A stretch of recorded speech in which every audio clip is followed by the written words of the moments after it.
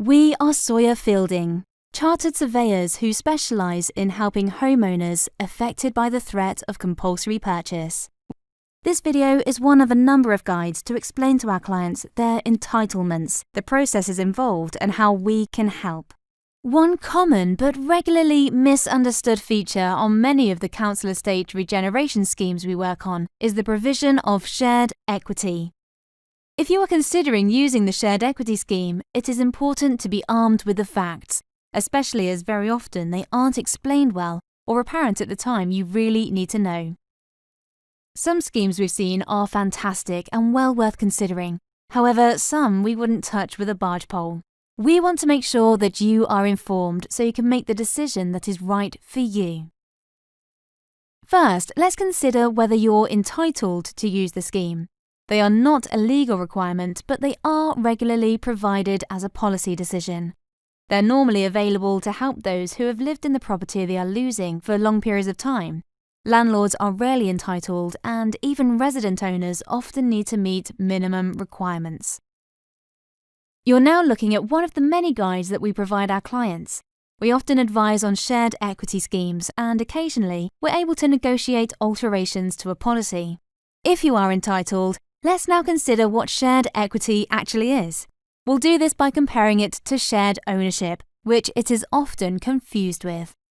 With a shared ownership property, you own part and you pay rent on the other part. With a shared equity property, you are the sole owner, and in nearly all cases, there is no rent to pay. Most councils, in our experience, do not explain this well. They leave residents rejecting shared equity because they want to own 100% of the property, when actually they would do anyway. Let's take an example of a resident putting in £300,000 and a housing provider matching them under what is known as an affordable housing scheme.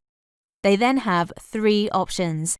Let's also assume that over time, whatever property they buy increases in value by half. In option 1, they buy a shared equity property at £600,000. That's putting the two lots of £300,000 together. They get to live somewhere hopefully worth £600,000. They do not pay any rent on it, and when they sell it on in years to come, they get out £450,000, and so does the housing provider. In option 2, they buy a shared ownership property at the same £600,000. When they sell it, they still get out £450,000. However, whilst owning it, they only own half and they are paying rent on the other half. In option 3, they buy somewhere for the £300,000 without any funding from a housing provider. When they sell, they still get out £450,000. That's the same in all three options. There's no rent to pay and they are the only owners. However, chances are the property isn't as nice to live in as the one that's worth twice as much. Sound great?